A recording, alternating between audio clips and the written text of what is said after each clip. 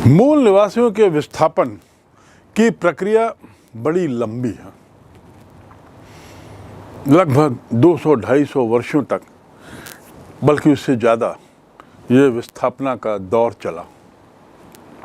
यदि हम विश्व के नक्शे को ग्लोब के रूप में देखें तो आपको अपना ध्यान मूल रूप से उत्तरी अमेरिका, उसके आसपास, और ऑस्ट्रेलिया और उसके आसपास पे रखना।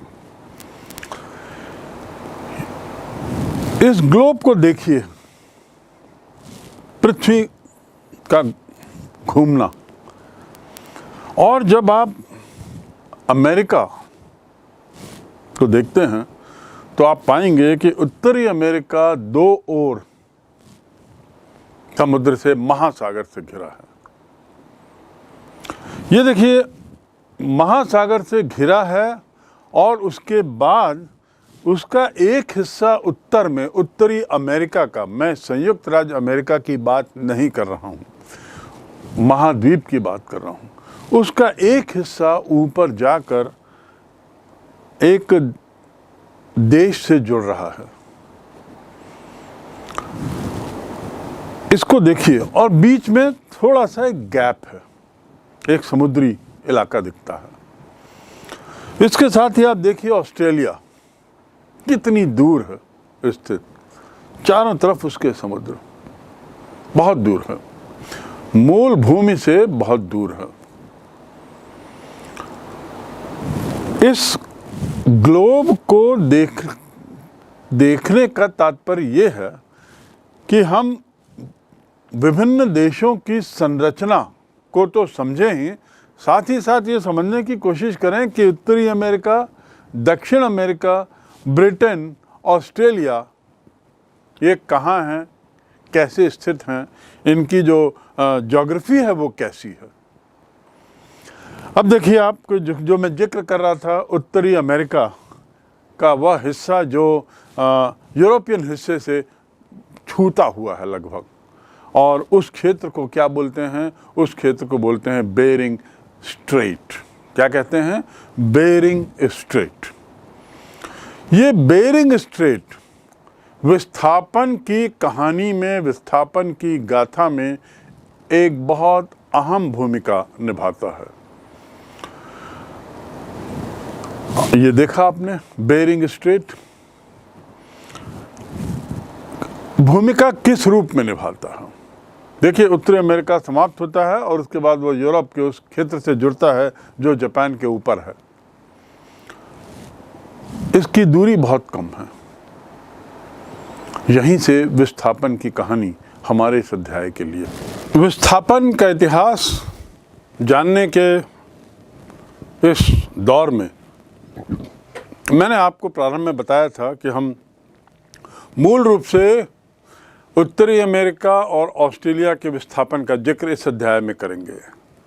तो चलिए अब हम चलते हैं अपने इस अध्याय के पहले उस क्षेत्रीय भौगोलिक क्षेत्र पर जिसे उत्तरी अमेरिका कहते हैं।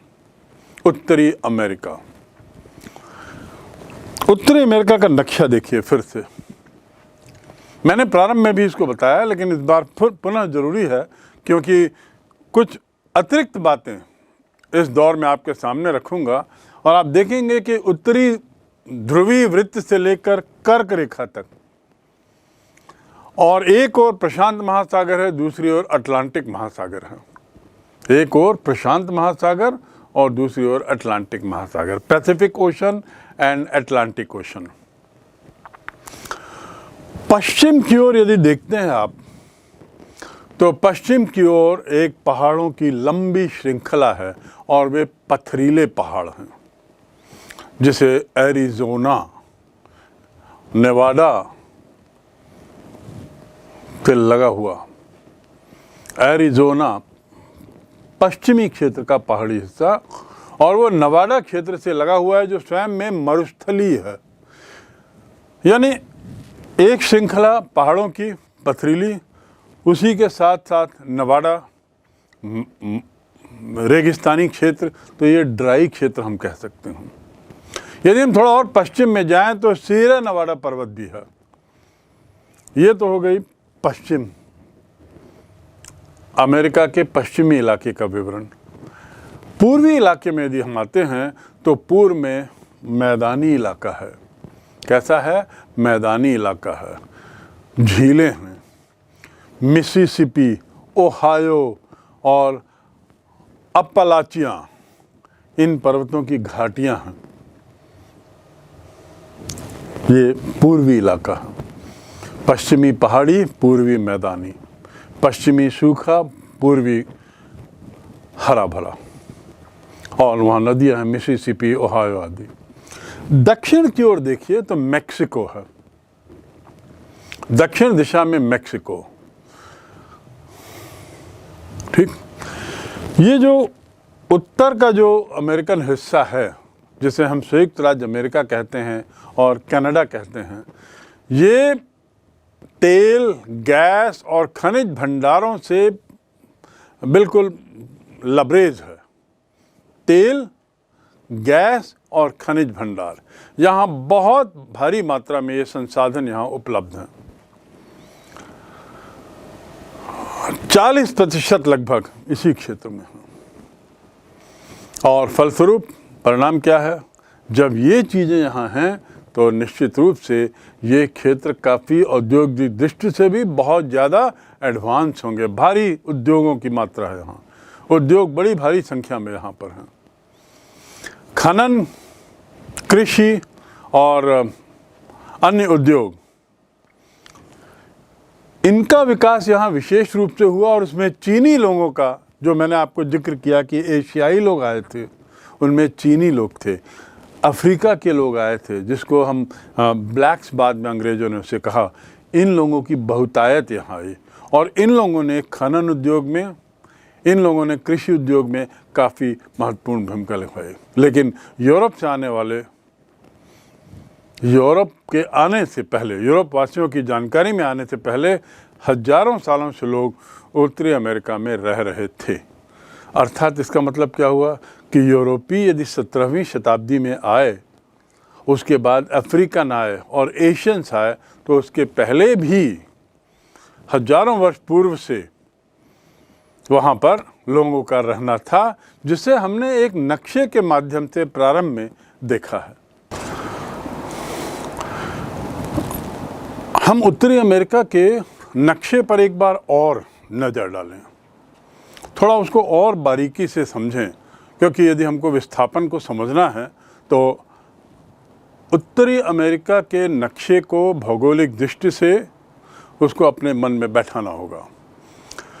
ये जो महाद्वीप है, उत्तरी ध्रुव वृत्त से लेकर कर्क रेखा तक है और उसके दोनों ओर महासागर हैं, प्रशांत महासागर और अटलांटिक महासागर, पैसिफिक ओशन और अटलांटिक ओशन।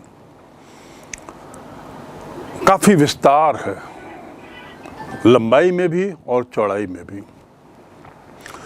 इस उत्तरी अमेरिका के पश्चिमी क्षेत्र की ओर यदि हम देखें तो प्राकृतिक नक्शे में पथरीले पहाड़ों की श्रृंखला दिखती है, जिसे हम कहते हैं अरिज़ोना का क्षेत्र, और साथ ही साथ नेवादा मरुस्थल भी वहीं पर है। यानी पश्चिमी क्षेत्र जो है तुलनात्मक दृष्टि से थोड़ा सूखा है, शुष्क है, हम ऐसा कह सकते हैं। थोड़ा और पश्चिम में यदि जाते हैं तो सिएरा नेवादा पर्वत है। तो इस प्रकार ये पश्चिम की भौगोलिक स्थिति, पश्चिमी क्षेत्र की जानकारी। पूर्व में क्या है? पूर्व में विस्तृत मैदान, मैदानी इलाका,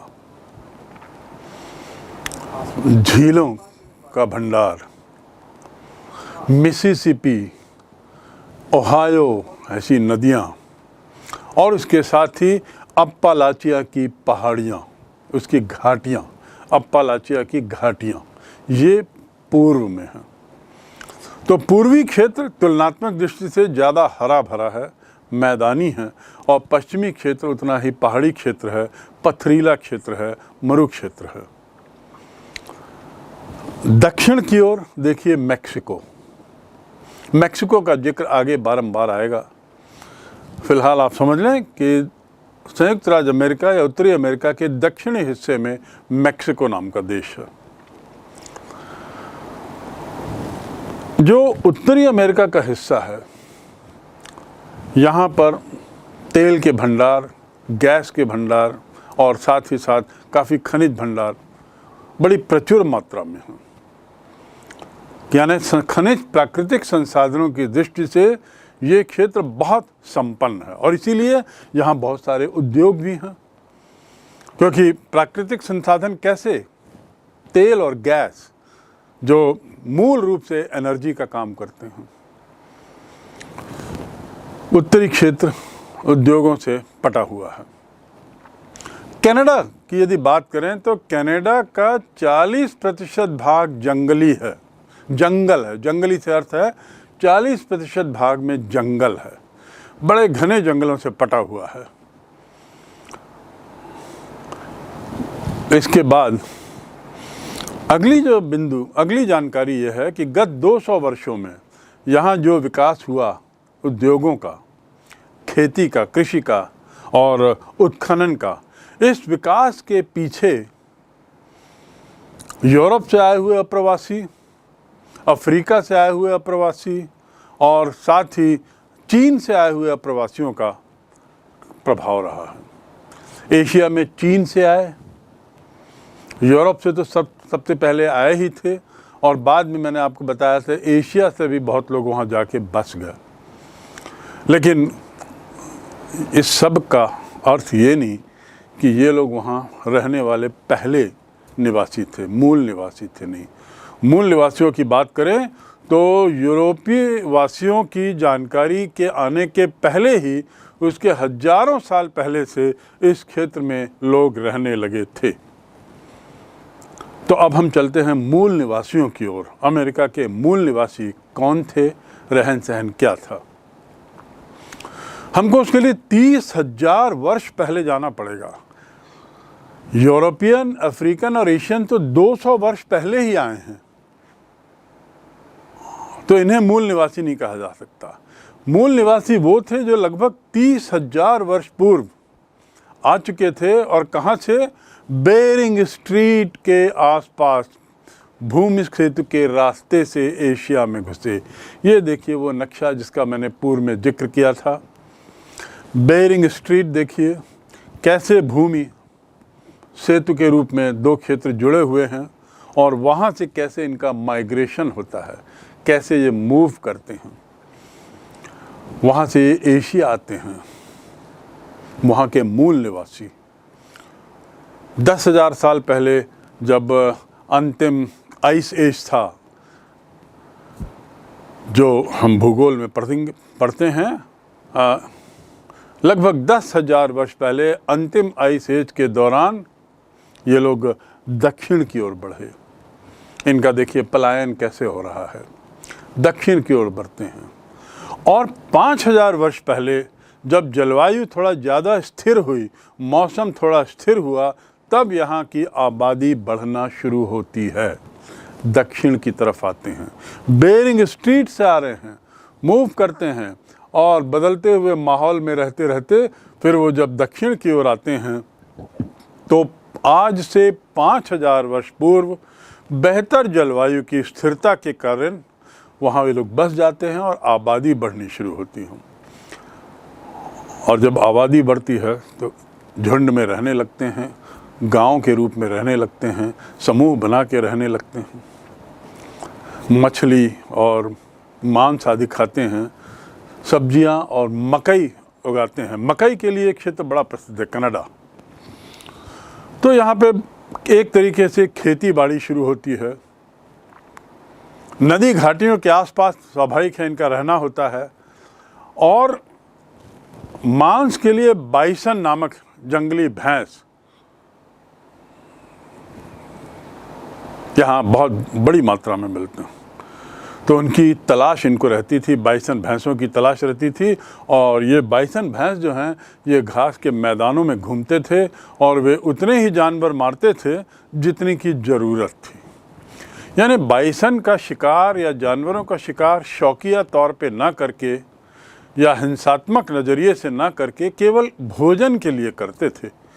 ये इनकी बड़ी एक समझदारी की चीज़ थी, केवल जितनी भोजन में जितनी ज़रूरत उतना ही शिकार। एक तरीके से ये आत्मसंतुष्ट प्राणी थे, जितना ज़रूरत है उतना ही हम करेंगे, और इसीलिए खेती भी ज़्यादा नहीं करते थे। बड़े पैमाने पर खेती का उदाहरण हमें इस काल में नहीं मिलता है। इनकी एक खासियत और है, और वो खासियत है कि ये ज़मीनों पर अपना अधिकार, अपना स्वामित्व नहीं रखते थे, न जताते थे न रखते थे। ये कुछ इनकी विशेषताएं हैं ऐसे माइग्रेटरी लोगों की, ऐसे विस्थापित लोगों की जो बेरिंग स्ट्रीट से होते हुए एशिया की तरफ आए और दक्षिण की तरफ बढ़े। ज़मीन से इनका कोई ताल्लुकात नहीं था। ज़मीन को वो मानते ही नहीं थे कि वो निजी संपत्ति हो सकती है या उस पर उनका मिल्कियत हो सकती हो। यहाँ के लोगों ने बड़े पैमाने पर खेती भी नहीं की, शिकार भी उतना ही जितनी ज़रूरत है, और बगैर उससे मिलने वाले भोजन और आश्रय से संतुष्ट थे। बिना ज़्यादा खेती के, बिना ज़्यादा शिकार के जो मिल गया उससे वे संतुष्ट रहते थे।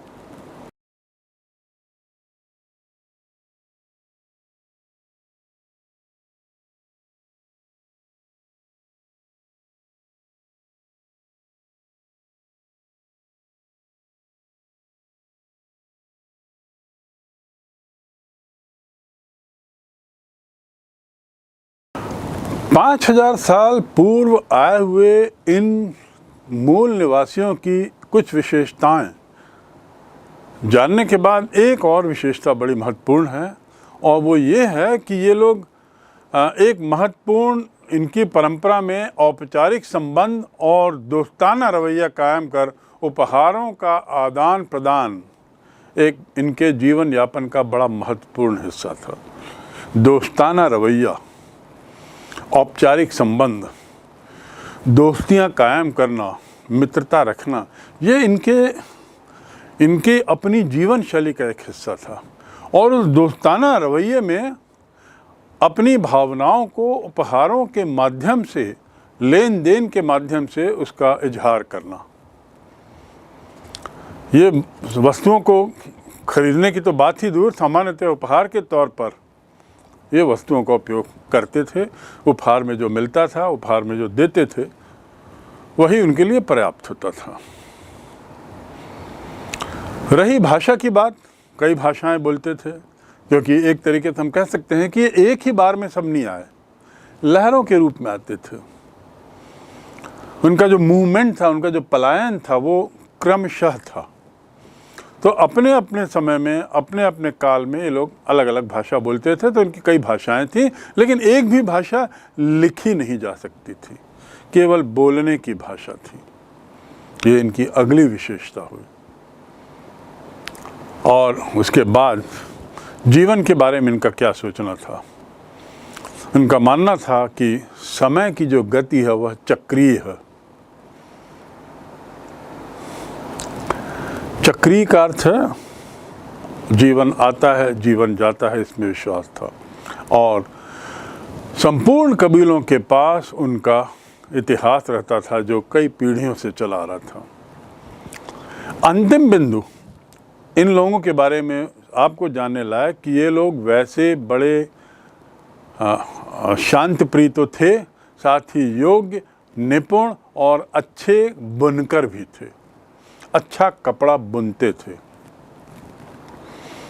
जलवायु और जो दृश्य भू के जो ज्योग्राफिकल व्यूज़ जो था, उसके मीनिंग समझते थे। वो भू दृश्यों की समझ थी, जलवायु की उनको समझ थी। तो इस प्रकार काफ़ी हद तक ये लोग मूल निवासी होते हुए भी समझदार थे। ये हुई इनकी विशेषताएं।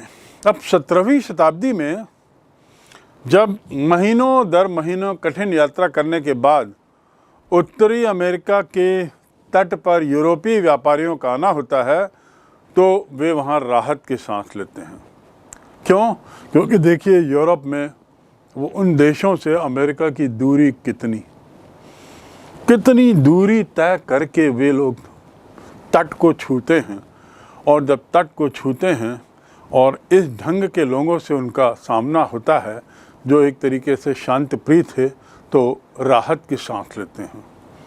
दूसरे शब्दों में, इन यूरोपियनों को वो माहौल मिल रहा था, यहाँ पे दिखाई दे रहा था वो मौका जिसके आधार पे वे अपना यहाँ विस्तार कर सकते हैं। जब ये लोग यूरोपियन पहुँचते हैं तो बड़ा गर्मजोशी से स्वागत होता है। मैंने आपको बताया बड़े दोस्ताना लोग थे ये लोग, वहाँ के मूल निवासी, हिंसात्मक नहीं थे। और ये गर्मजोशी से स्वागत इसी बात का परिचायक था। मित्रतापूर्ण व्यवहार, मछली और खाल के व्यापार के लिए सोना इन्हें मिला तो बड़े अभिभूत हो गए। इन्हें शिकार करने में देशी लोगों ने भी काफ़ी सहायता की। यानी यूरोपियन जब आते हैं तो वहाँ, यदि आपसे पूछा जाए कि यूरोपियन वहाँ जाकर स्थायी निवासी क्यों बन गए, तो उसके उत्तर में पहली बात कि अंततः एक तट उनको मिला था, तो उतरना तो था। बड़ी लंबी कठिन यात्राओं के बाद एक तट पे पैर पहुँचे तो राहत मिलती है। दूसरी बात, वहाँ के जो रहने वाले लोग थे, मूल निवासी थे, उनका व्यवहार। तीसरी बात कि इन लोगों के पास जो सामान था, खाल, मछली, वो इन व्यापारियों के बड़े काम का था, भोजन के रूप में, कपड़े के रूप में, ठंड से बचने के लिए। और इसके बदले में सोना इनको दे दिया गया, तो इस सोने को पाकर ये यहाँ के जो मूल निवासी थे बड़े खुश हो गए। चौथी बात जिसके कारण यूरोपियन वहाँ रहे वो था कि शिकार करने में ये लोग मदद करने लगे। ये बिंदु क्यों महत्वपूर्ण है? मैंने आपको बताया कि मूल निवासी जो थे वो उतना ही शिकार करते थे जितनी उनकी आवश्यकता थी, उतनी ही खेती करते थे जिससे कि उनका भोजन पानी हो जाए। अब यहाँ जब ये लोग आते हैं, इनके लिए अतिरिक्त शिकार करना, इनके लिए अतिरिक्त व्यवस्था करना, उसमें यहाँ के मूल निवासियों ने बड़ा सहयोग किया, और उनके एक सहयोगी पूर्ण व्यवहार से यूरोपियन बड़े प्रभावित हुए। इसके बाद उन्हें पता नहीं था कि यूरोपी यहाँ आकर मुनाफा कमा रहे हैं। मूल निवासियों की नज़र में यूरोपी केवल पहले ही थे, उनको लगता था कि ये लोग वहीं रहने वाले लोग हैं। उन्हें पता भी नहीं था कि मछली और रोएदार खाल को वो लोग जाके यूरोप में बेचते हैं, उसका व्यापार करते हैं। वो तो सोचते थे ये इनकी ज़रूरतें हैं, तो इसलिए उनकी ज़रूरत को पूरा करने के लिए, अपने मित्रों की आवश्यकताओं को पूरा करने के उद्देश्य से उनके साथ शिकार करते थे, उनके लिए अतिरिक्त उत्पाद तैयार करते थे। ये खास बातें यूरोपियनों को बड़ी प्रभावित करती हैं, और उसका परिणाम है कि यूरोपियन वहाँ पर बड़ी संख्या में जाने लगते हैं। नक्शे में देखिए मिसिसिपी, मिसौरी, मिसिसिपी, यहाँ फ्रेंच लोग आए। फ्रेंच लोगों ने देखा कि देशी लोग जो हैं वो एक जगह इकट्ठे हो जाते हैं और सामान का आदान प्रदान करते हैं, क्योंकि बड़े दोस्ताना इनके रवैया था और एक दूसरे के प्रति उपहार का इजहार करते थे। और ये जो सामान का आदान प्रदान करते थे, जिसे हम हस्तशिल्प कह सकते हैं, ये हस्तशिल्प उन्हीं के द्वारा बनाए गए थे, खास कबीलों के द्वारा बनाए गए थे, और यूरोपियनों को ये शिल्प बड़े पसंद आए। खास चीज़ों से उनका विशेष परिचय, विशेष मोह भी हो गया। इनके बदले में यूरोपियनों ने इन मूल निवासियों को अपनी कुछ चीज़ों से परिचय कराया। जैसे सोना, मैंने आपको बताया सोना से तो उनका परिचय यूरोपियनों ने कराया, मछली और मांस की एवज में। अब यहाँ ये फ्रेंच लोग जो थे, ये एक कदम और आगे गए।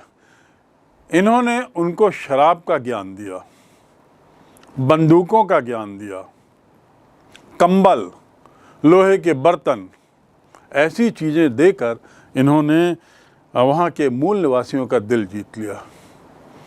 और यहीं से शराब का व्यवसाय, शराब का विस्तार, शराब का व्यापार शुरू होता है। मूल बाशिंदे जो यहाँ के थे वे यूरोपियनों को मांस और मछली आदि देते थे और उसके बदले में उनसे कुछ ग्रहण करते थे। और उसमें क्या था सामान? शराब थी, इसके साथ बंदूक आदि थी जिससे वो शिकार कर सकते थे। ये नई चीज़ें थी वहाँ के लोगों के लिए। और तो और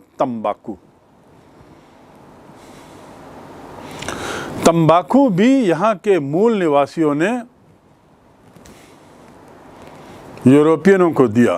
तो जिस प्रकार शराब जैसी नशे की चीज़ यूरोपियनों से मूल निवासियों तक पहुँची, ऐसे ही तंबाकू की लत जो है वो यहाँ के मूल निवासियों ने यूरोपियंस को दी।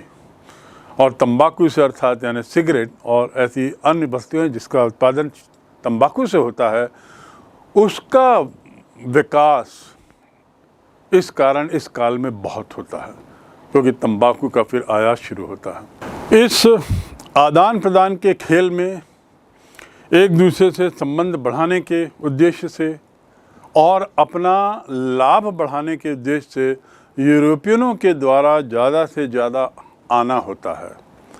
और यूरोपियनों का यहाँ आना इसलिए सहज हो जाता है क्योंकि उन्हें कतई किसी भी तरह का खतरा नज़र नहीं आया। उल्टे उन्हें काम की चीज़ें अपने व्यापारिक दृष्टि से जिससे वो ज़्यादा लाभ अर्जित कर सकें वो उन्हें मिला।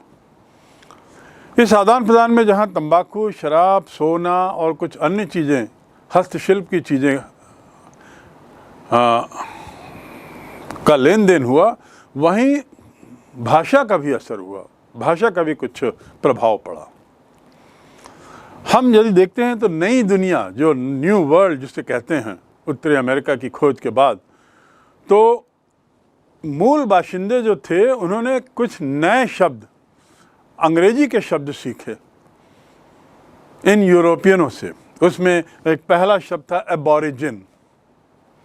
एबॉरिजिन मतलब native people. Native people, actually ये शब्द जो है नेटिव पीपल ऑफ ऑस्ट्रेलिया के लिए है। इसका मतलब ये है कि शुरुआत में, ओरिजिन मतलब शुरुआत, एब मतलब से, तो शुरू से रहने वाले लोगों के लिए ये शब्द का उपयोग किया जाने लगा, एबॉरिजिन। उसी से बना एबॉरिजिनल। एबॉरिजिनल ख्याल रखेंगे एक विशेषण है, ये संज्ञा नहीं है। बहुत बार इसका गलत उपयोग हो जाता है, तो एबॉरिजिनल वहीं से आया। अब एक अगला शब्द है अमेरिकन इंडियन या एमेरिंड या अमेरिकन इंडियन। अमेरिकन इंडियन उत्तरी और दक्षिणी अमेरिका और Caribbean island, West Indies, Jamaica, ये जहाँ स्थित हैं, यहाँ के मूल निवासियों के लिए शब्द उपयोग हुआ। First national people, American Indian, इनको फर्स्ट नेशनल पीपल कहा गया। मूल निवासियों के संगठित समूह को जिन्हें कनाडाई सरकार द्वारा मान्यता दे दी गई थी 1876 में। इनके एक बैंड्स को, इनके ग्रुप्स को एक ग्रुप के रूप में इनका इस्तेमाल किया गया। लेकिन 1980 के दशक में नेशन शब्द प्रयुक्त होने लगा इनके लिए। तो इस प्रकार हम देखते हैं कि कैसे ये शब्द वहाँ के मूल निवासियों द्वारा ले लिए गए। बैंड्स एक शब्द, अमेरिकन इंडियन एक शब्द, एबॉरिजिनल, एबॉरिजिन आदि आदि। जो मूल निवासियों के नाम जो हैं वो ऐसी चीज़ों से जोड़ दिए गए जिनका इन कबीले से कोई ताल्लुकात नहीं था, कोई संबंध नहीं था। उदाहरण के लिए डकोटा, इस डकोटा जो नाम है वो मूल निवासियों के नाम, और वो किसके लिए, डकोटा किसके लिए उपयोग किया जाने लगा? हवाई जहाज़ के लिए। बहुत प्रसिद्ध हवाई जहाज़ होते थे ये। प्रथम द्वितीय विश्व युद्ध के समय उपयोग किए जाने वाले जहाज को डकोटा कहते थे, खास मॉडल। ऐसे ही दूसरा शब्द है चिरोकी। चिरोकी जीप के लिए उपयोग किया जाने लगा। पटियाक कार के लिए उपयोग किया जाने लगा, पॉन्टियाक। और उसके बाद मोहक बाल कटाई। ये नेटिव नाम है, और नेटिव नाम ऐसी चीज़ों को दिया जा रहा है इन यूरोपियनों के द्वारा जिसका मूल निवासियों से कोई ताल्लुकात नहीं है। ये मात्र एक तरीके से आदान प्रदान ही था, ऐसा हम बोलेंगे। अगला शब्द है इंडिजेनस पीपल। इंडिजेनस ऐसे लोग जो हमेशा से वहाँ रहते आए हैं, शुरू से। इंडिजेनस। नेटिव अमेरिकन, एक शब्द मैंने बताया अमेरिकन इंडियन, और उसके बाद है अगला शब्द नेटिव अमेरिकन। नेटिव अमेरिकन कौन थे? उत्तरी और दक्षिणी अमेरिका के देसी लोग। अब ये शब्द बहुत प्रचलित है, तो पर इन्हें नेटिव इंडियन कहते थे। एक शब्द आपने बहुत सुना होगा, और भारतीय फिल्मों में, खासकर बॉलीवुड की फिल्मों में, उपन्यासों में इसका जिक्र बहुत आता है, रेड इंडियन। रेड इंडियन जो पक्षियों के पंख का मुकुट पहनते हैं और एक खास ढंग की उनकी वेशभूषा होती है, रंग में बिल्कुल ब्लैक, गेहुआ, जिनके निवास स्थान को कोलंबस ने गलती से इंडिया कह दिया, इसलिए ये इंडियन कहलाए। और चूंकि एक कलर में बहुत ज़्यादा गेहुआ रंग लिए हुए थे, इसलिए इन्हें रेड इंडियन कहा। तो ये नाम मूलतः किसके द्वारा दिया गया? कोलंबस के द्वारा। कोलंबस के द्वारा ये नाम मूलतः दिया गया था, इन्हें इंडियन समझ के गलती से कह दिया गया। अब एक आप चित्र देख रहे हैं, एक महिला दिख रही है। ये महिला है विस्कॉन्सिन के कबीले की। विस्कॉन्सिन एक जगह का नाम है, वहाँ के एक कबीले की महिला है। 1860 के आसपास इस कबीले के लोगों को पूरा का पूरा विस्थापित कर दिया गया था। उस महिला का एक चित्र है, केवल आपको ये बताने के लिए कि इनकी वेशभूषा थोड़ी अलग थी, और ये वही ऑबोरिजिन हैं या नेटिव या इंडिजिनस पीपल हैं जो वहाँ के मूल निवासी थे।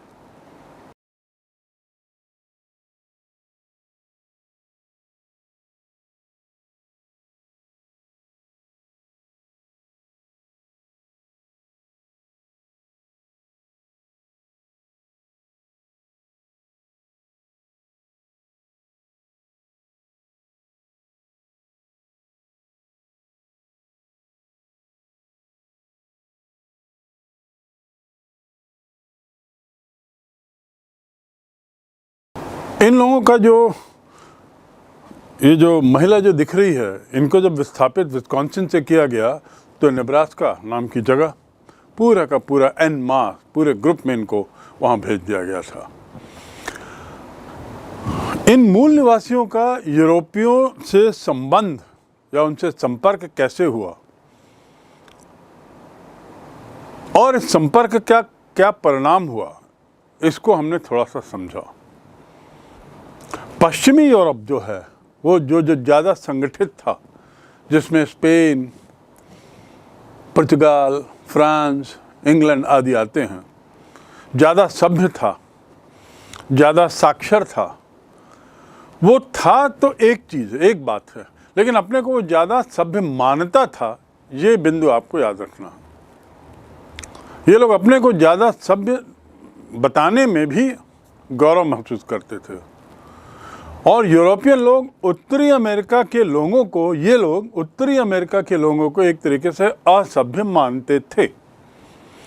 स्वाभाविक है, दोनों की सभ्यता में जमीन आसमान का अंतर था।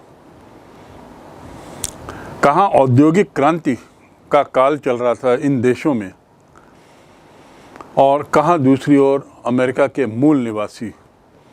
कितना अंतर था दोनों की। आप तुलना करिए कि आज से 200 वर्ष पूर्व लगभग दोनों सभ्यताओं में या दोनों समाज में कितना अंतर था, और आज वह अंतर कहाँ चला गया?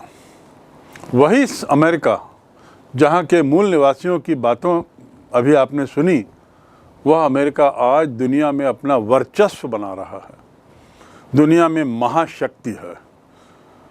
हाँ, इस महाशक्ति बनने की कहानी के पीछे इन्हीं यूरोपियनों का योगदान है, इन्हीं यूरोपियनों का हाथ है, इसमें कोई दो मत नहीं। पर गौरतलब यह है कि वहाँ के मूल निवासियों का क्या हुआ, वे कहाँ गए, उनका क्या हश्र हुआ, यही हम अब पढ़ने जा रहे हैं। ये लोग, पहली बात तो पश्चिमी यूरोप के लोग इन्हें असभ्य मानते थे। जॉन जैक्यूस रूसो जो फ्रेंच दार्शनिक थे, विश्व प्रसिद्ध दार्शनिक, विलियम वर्ड्सवर्थ, इन्होंने तो कुछ अलग अलग ही विचार रखे हैं। वर्ड्सवर्थ का मानना था कि ये उदात्त जंगली थे और जंगलों में जो रहने वाली बुराइयां हैं उससे ये बढ़े पले थे। जंगली शब्द इसके लिए बहुत प्रसिद्ध कवि विलियम वर्ड्सवर्थ ने उपयोग किया है। तो आप समझ सकते हैं कि कितना सोच में अंतर था। वर्ड्सवर्थ के कहने का अभिप्राय ये था कि प्रकृति के पास रहने वाले लोगों की कल्पना शक्ति और भावना बढ़ नहीं सकती, वो सीमित ही रहती है। और इसीलिए ये लोग चूंकि प्रकृति के निकट थे, जंगल में रह रहे थे, प्राचीन शैली में रह रहे थे, इनमें किसी तरह की भावनाएं नहीं थी, इनमें किसी तरह की कल्पना की उड़ान की सोच नहीं थी। इरविन नामक एक लेखक ने वर्ड्सवर्थ के इस विचार के बारे में कुछ और कहा है। उसका कहना है कि जिस इंडियंस के वास्तविक जीवन को देखने का मुझे अवसर मिला, उसे मौका मिला देखने का, वे कविताओं में वर्णित अपने रूप से पर्याप्त अलग हैं। आपने जो वर्ड्सवर्थ को संबोधित करते हुए इरविन लिखते हैं कि आपने जैसा उनको संबोधित किया है वे उससे अलग हैं, क्योंकि मैंने उन्हें व्यक्तिगत रूप से देखा है। वर्ड्सवर्थ ने देखा नहीं था, रूसो ने देखा नहीं था इन मूल निवासियों को, उसने केवल सुना था, लोगों से जाना था। पर यहाँ इरविन ने स्वयं देखा था। ये सच है कि गोरे लोग, उसका कहना था, आगे इरविन का कहना है कि ये बात सच है कि गोरे लोगों की नीयत में भरोसा नहीं करते, वह भाषा नहीं समझते, कम बोलते हैं। ये इंडियंस जब अपने जीवन के बीच बोलते हैं तो गोरों की नकल उतार करना मनोरंजन करते हैं। मतलब एक तरीके से वे पूरी जंगली शैली के थे, मनोरंजन करते थे, आमोद प्रमोद में रहते थे, आनंद करते थे, ऐसा इरविन का कहना है। ये जो मूल बाशिंदे, मूल निवासी जो बाद में जो विस्थापित होते हैं, ये यदि आदान प्रदान करते थे तो मित्रता उजागर करते थे। लेकिन इसके बाद आगे कुछ और बात है, और वो है कि 17वीं सदी में कुछ यूरोपियन समूह ईसाई धर्म से हटकर अलग संप्रदाय से संबंध रखते थे, और इसी वजह से ये शोषण के शिकार भी हो गए। मैं पुनः दोहरा दूं, 17वीं सदी में कुछ यूरोपियनों के समूह ईसाई धर्म से हट गए और अपना एक अलग कुनबा बना लिया, अलग संप्रदाय बना लिया, और इसलिए इनका शोषण किया जाने लगा। ऐसे लोग जो कैथोलिक प्रभुत्व वाले देशों में प्रोटेस्टेंट धर्म के लोग और प्रोटेस्टेंट को राज धर्म की तरह देखते थे, उन्हें यूरोप छोड़ने के लिए विवश होना पड़ा। उन्हें यूरोप छोड़ने के लिए विवश होना पड़ा, या हम कहें कि ऐसे लोगों ने यूरोप छोड़ने का फैसला ले लिया। कैसे लोगों ने? जो ईसाई धर्म से हटकर एक अलग संप्रदाय बना लिए थे, और इसलिए अब जो मेजॉरिटी बहुसंख्यक जनता थी उसकी नज़र में बुरे थे। तो ये जो अलग लोग थे, जिन्हें हम प्रोटेस्टेंट कह सकते हैं, ये नए जगह की तलाश में थे, नए ठौर की तलाश में थे, और उन्हें अमेरिका नज़र आता है। और इस प्रकार ये प्रोटेस्टेंट फॉलोअर्स ईसाई धर्म के ये अमेरिका की ओर मुखातिर होते हैं। तो कहाँ व्यापारी लोग व्यापार के उद्देश्य से गए थे, लाभ को बढ़ाने के लिए, वहीं एक ऐसा वर्ग भी यूरोपियन समाज का था जो अमेरिका इसलिए गया क्योंकि वह तत्कालीन ईसाई धर्म की व्यवस्था प्रथा के खिलाफ था और इसलिए उसका वहाँ रहना दूभर हो गया और इसलिए वो विवश होकर उन्होंने नए स्थान में जाने का फैसला किया। और वो नया स्थान क्या था? नई दुनिया, यानी उत्तरी अमेरिका।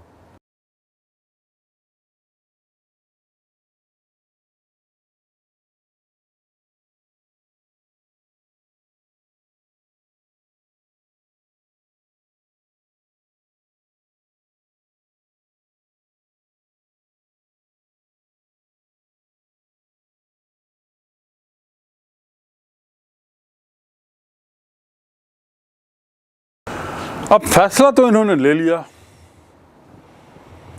और जाने में कोई दिक्कत भी नहीं हुई इनको। व्यापारियों की तुलना में ये लोग तो इसलिए वहाँ गए क्योंकि वो यहाँ अपने मूल स्थान से अब दूर रहना चाह रहे थे, क्योंकि इनका अलग धर्म था, अलग मतावलंबी थे। तो वहाँ तो स्थायी निवासी के उद्देश्य से वो लोग अमेरिका पहुँचे। व्यापारी तो जाना आना कर रहे थे। अब जब ये स्थायी निवासी के रूप में वहाँ पहुँचे तो सबसे पहली दिक्कत होती है ज़मीन आदि की। अमेरिका में ज़मीन प्रचुर मात्रा में थी और मैंने आपको बताया कि वहाँ के मूल निवासी ज़मीन के मालिकाना हक, ज़मीन के स्वामित्व पर उनका कतई विश्वास नहीं था। तो इन ईसाई धर्म के प्रोटेस्टेंट मतावलंबियों के वहाँ पहुँचने के बाद ज़मीन के स्वामित्व वाली बात शुरू होती है।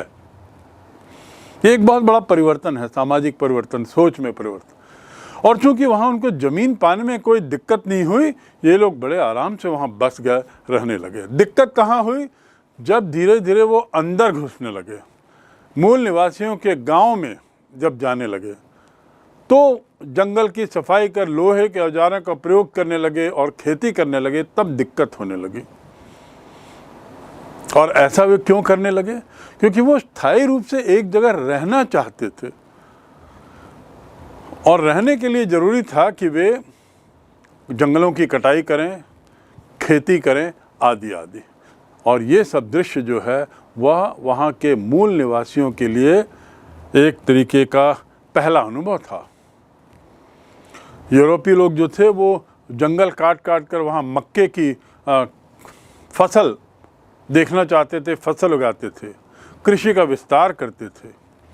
तो इस प्रकार याद रखेंगे कि ईसाई धर्म के तत्कालीन विरोधी वहाँ अमेरिका पहुँचते हैं और स्थायी निवासी बनते हैं और खेती आदि शुरू करते हैं। मक्के की खेती इसमें सबसे ज़्यादा। एक व्यक्ति का नाम विस्थापन के मामले में आता है और वह है Thomas Jefferson. Thomas Jefferson America का तीसरा राष्ट्रपति कहने को, लेकिन उसे अमेरिका का फाउंडिंग फादर कहा जाता है, संस्थापक फिगर। इसलिए क्योंकि थॉमस जेफरसन ने पहले राष्ट्रपति के काल से ही सत्ता में अहम भूमिका निभानी शुरू कर दी थी। 1775-76 में अमेरिका स्वतंत्र होता है और उसकी स्वतंत्रता के बाद से ही थॉमस जेफरसन तत्कालीन प्रथम राष्ट्रपति जॉर्ज वॉशिंगटन के काल में सचिव बनते हैं। दूसरे जो राष्ट्रपति थे जॉन एडम्स, उनके काल में थॉमस जेफरसन उपराष्ट्रपति बनते हैं और फिर स्वयं तीसरे राष्ट्रपति बनते हैं। और इस दौरान उन्होंने बहुत सी चीज़ों का डॉक्यूमेंटेशन किया है। संविधान बनाने में बहुत अहम भूमिका निभाई थी और प्रशासनिक ढांचा बनाने में थॉमस जेफरसन की बहुत बड़ी भूमिका है। इन्होंने इनका ये कहना है कि सभी यूरोपियन लोग छोटे छोटे खेतों के मालिक बने और अपनी ज़मीन के स्वामी बने, ऐसा इनका मानना था। क्योंकि उनके अनुसार तभी उस क्षेत्र का विकास होगा, मुनाफा भी कमाए और वहीं दूसरी ओर मूल निवासियों को किसी भी मुनाफे का लालच नहीं था।